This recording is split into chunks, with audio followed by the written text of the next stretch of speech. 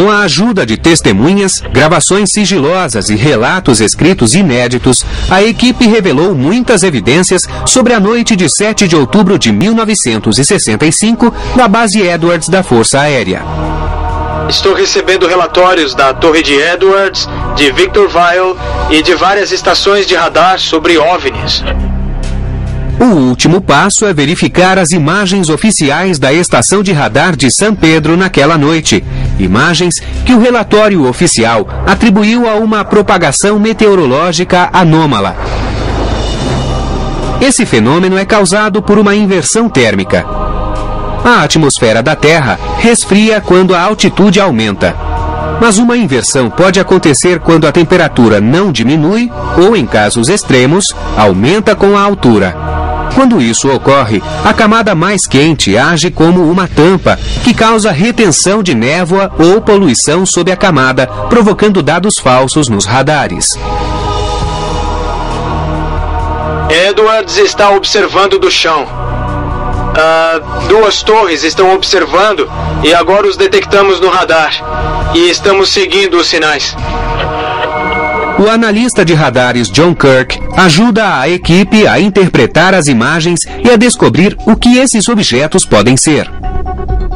Vou me encontrar com o engenheiro de sistemas de radar John Kirk, que já trabalhou com as Forças Armadas e lida com radares há mais de 50 anos. Meu nome é John Kirk, sou engenheiro de sistema de radares.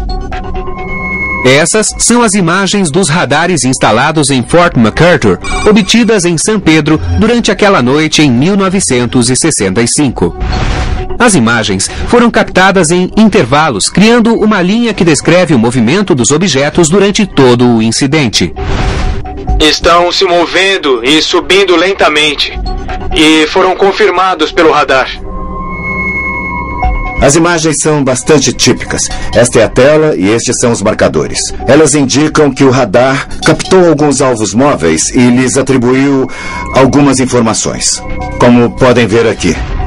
Nas imagens de radar, estas são as áreas identificadas como alvos móveis.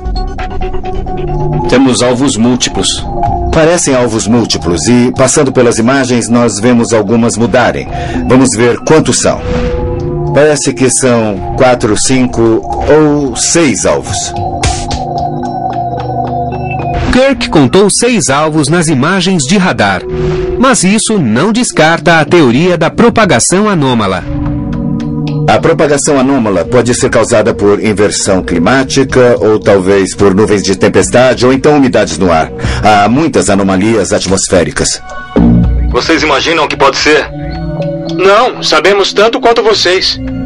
É difícil acreditar que seja propagação anômala. Se fosse propagação, nós teríamos aqui uma mancha e não um ponto nítido. Quer dizer então que não parece propagação anômala? Parecem pontos individuais. Segundo Kirk, a propagação anômala apareceria como uma mancha, mas as imagens parecem ser de alvos independentes. Parecem alvos? Sim, parecem alvos. De que tipo, eu não posso dizer. Eu não posso dizer. Parecem alvos e parece que os radares funcionavam bem. Além disso, 5 radares separados não captariam os mesmos dados falsos ao mesmo tempo. Kirk não sabe o que eram os objetos, mas está impressionado com o número de evidências em torno do caso. Um piloto escreveu o que ele viu, um controlador disse o que ele viu. São muitas informações convergentes. Eu não posso refutá-las. Com base nessas imagens, parecem trajetórias. Não parece propagação anômala. Parecem autênticas. Há 3 objetos nítidos. Não é nada climático, não são ruídos. Eles captam o objeto, mas não veem a nave. Não, eles não sabem o que é. O ex-meteorologista do Serviço Meteorológico Nacional, William Puckett, também tem evidências que sugerem que as imagens de radar não podem ser explicadas por propagações anômalas. Na noite de 7 de outubro de 1965, segundo o Centro Climático Nacional, a atmosfera estava muito seca e não houve inversões térmicas, 2 circunstâncias que podem criar falsas leituras de radar. Sem essas condições, a probabilidade de ter sido uma propagação anômala é praticamente 0.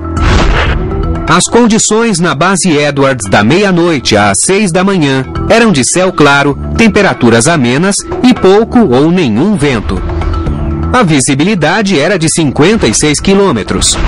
Nessas condições, a distorção ou identificação errônea de objetos celestes como Júpiter, Saturno ou outros astros são muito improváveis.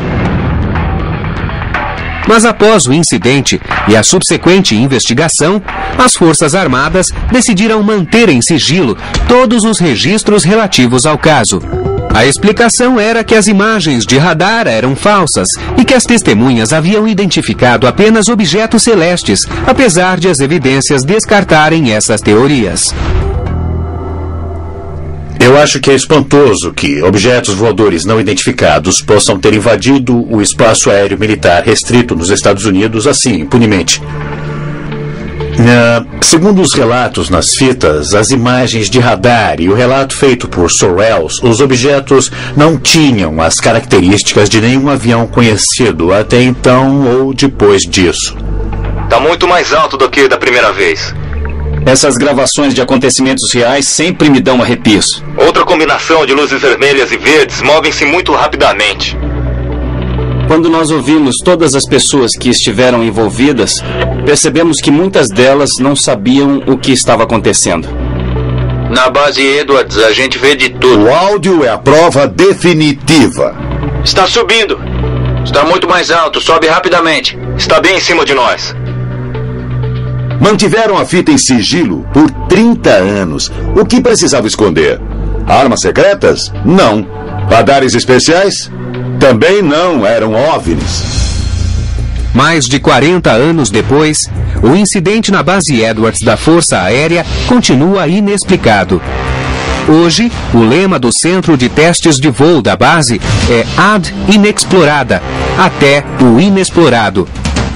Uma descrição bastante adequada para aquela noite em outubro, em que se deu a mais instigante e menos conhecida aparição de OVNIs em toda a história.